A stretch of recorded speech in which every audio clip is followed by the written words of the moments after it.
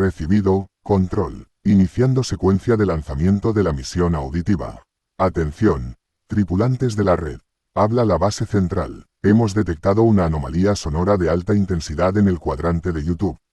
Su nombre en clave, el astronauta sónico. Nuestra misión prioritaria, explorar y unirse a esta singular expedición auditiva. Los informes preliminares indican la presencia de 3 elementos cruciales en su carga. Elemento terror cósmico, se han registrado pulsos de miedo intenso, provenientes de narrativas que desafían la cordura. Prepárense para encuentros con entidades de otro mundo. Elemento ciencia ficción expansiva, las coordenadas apuntan a viajes interestelares, tecnologías avanzadas y conceptos que expandirán sus horizontes mentales. Abróchense los cinturones para saltos hiperespaciales de imaginación. Elemento fantasía deslumbrante, se han detectado firmas de magia ancestral, criaturas míticas y mundos donde lo imposible se vuelve realidad. Alístense para travesías épicas en reinos inexplorados. Tripulantes, su tarea es vital. Iniciar protocolo de conexión, localicen el canal, El Astronauta Sónico, en la plataforma YouTube. Establecer enlace permanente, ejecuten la secuencia de suscripción. Esto garantizará una recepción continua de sus transmisiones.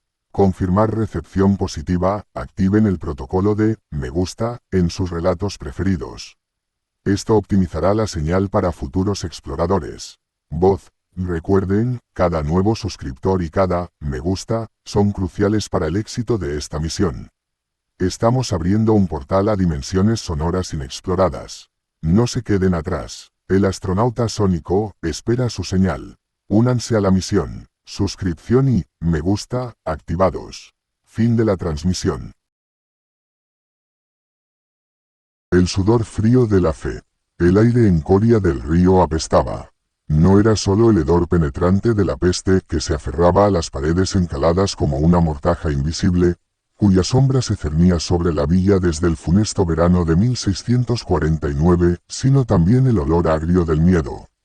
Un terror que supuraba de las casas con las cruces de cal marcadas en las puertas, un miedo que se respiraba en el silencio antinatural de las calles adoquinadas, rotas solo por el chirrido de la carreta de los muertos o el eco de las sandalias de los monjes franciscanos. Fray Mateo apretó la mandíbula con el áspero tejido de su hábito rozándole la barbilla.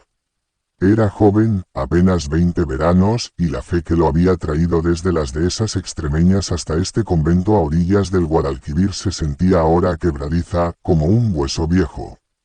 Cada día era una letanía de horrores, recoger cuerpos hinchados y amoratados, escuchar confesiones ahogadas por la tos sangrienta, y ver cómo la sombra de la Inquisición, encarnada en la figura severa del padre Ignacio, se cernía sobre los supervivientes tanto como la propia enfermedad.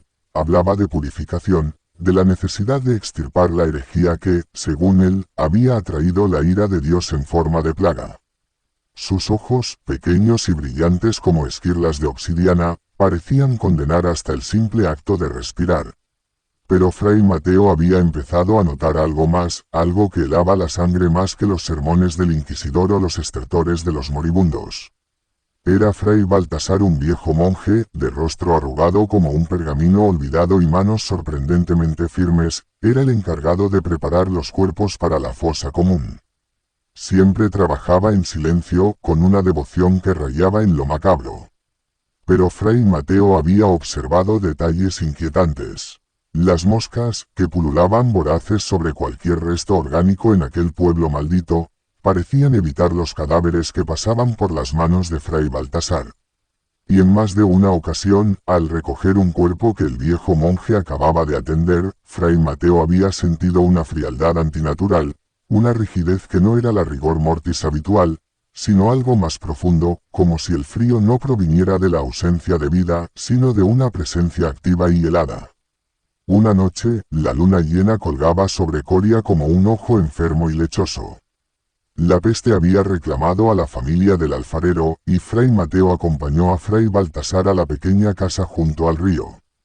El olor dentro era insoportable. Padre e hijo yacían en el suelo de tierra apisonada, sus cuerpos ya marcados por los bubones oscuros.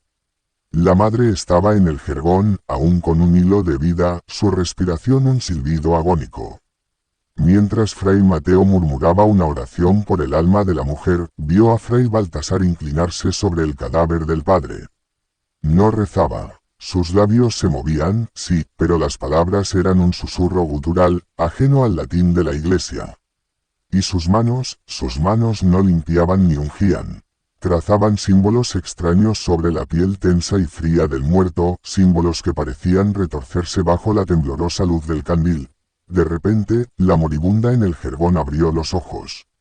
No eran los ojos vidriosos de quien se asoma a la muerte. Eran claros, fijos, y llenos de un terror primordial. Su boca se abrió, pero no salió sonido alguno. Solo un leve movimiento de la garganta, como si intentara tragar algo que subía. Entonces, Fray Mateo lo vio. Una sombra delgada, casi imperceptible, se deslizó desde el cuerpo del padre, reptando por el suelo como humo negro, hasta la cama de la mujer. Se enroscó alrededor de su cuello antes de disiparse. La mujer dio una última y silenciosa convulsión, y quedó inmóvil, con la expresión de terror congelada en su rostro. Fray Mateo retrocedió, tropezando con un taburete. El ruido hizo que Fray Baltasar se volviera. Su rostro, a la luz del candil, era una máscara de piedad tranquila, pero sus ojos contenían la misma negrura insondable que la sombra que acababa de presenciar. «Paz a sus almas, hermano», dijo Fray Baltasar, con voz suave como el terciopelo raído. «La enfermedad se los ha llevado rápido. Una misericordia, en cierto modo». Fray Mateo no pudo responder.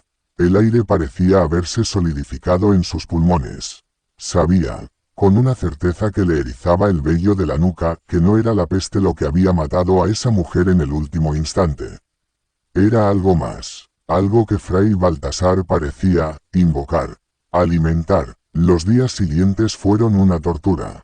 Fray Mateo evitaba a Fray Baltasar, pero sentía su presencia como una quemadura. Veía cómo el viejo monje y el padre Ignacio hablaban en voz baja en los claustros, sus figuras recortadas contra la luz macilenta del atardecer. ¿Estaba el inquisidor al tanto? ¿O era también una víctima de aquel horror insidioso que vestía hábito franciscano? Una tarde, mientras ordenaba textos en la biblioteca del monasterio, un pequeño libro encuadernado en piel oscura cayó de un estante polvoriento. No tenía título. Las páginas eran quebradizas y escritas en una mezcla de latín vulgar y símbolos que Fray Mateo reconoció con espanto, los mismos que Fray Baltasar trazaba sobre los muertos. Hablaba de la peste no como un castigo divino, sino como una cosecha, como una puerta.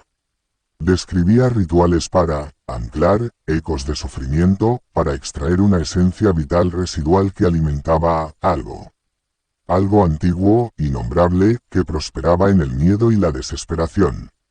Un escalofrío recorrió la espalda de Fray Mateo. La Inquisición y la peste. El miedo al fuego del hombre y el miedo a la podredumbre de la carne. El caldo de cultivo perfecto. Escuchó pasos acercándose por el pasillo.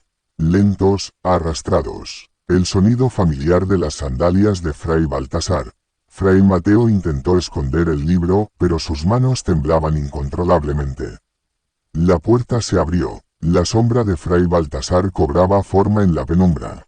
No había sonrisa en su rostro, pero sus ojos despedían un brillo de inteligencia fría y ancestral. Su mirada se posó de inmediato en el libro que Fray Mateo sostenía en sus manos. «La curiosidad es una puerta peligrosa, hermano», dijo Fray Baltasar, su voz apenas un susurro. «Algunas puertas es mejor dejarlas cerradas». Fray Mateo quiso gritar, correr, pero sus pies parecían clavados al suelo de piedra. El aire se espesó de nuevo, cargado con el olor dulzón de la peste, pero ahora mezclado con algo más terroso, más antiguo. El olor a tumba abierta. «La fe requiere sacrificios», continuó Fray Baltasar, dando un paso hacia él. «Y el miedo es el más dulce de los diezmos». Fray Mateo sintió un sudor frío recorrerle la espalda, un sudor que no era por el calor del verano andaluz ni por el esfuerzo físico. Era el sudor frío de la comprensión, el sudor frío de saber que el verdadero horror no siempre viene de Dios o del diablo, sino a veces, de aquellos que caminan entre nosotros, vistiendo la piel de la santidad mientras cosechan las almas en los campos de la desesperación.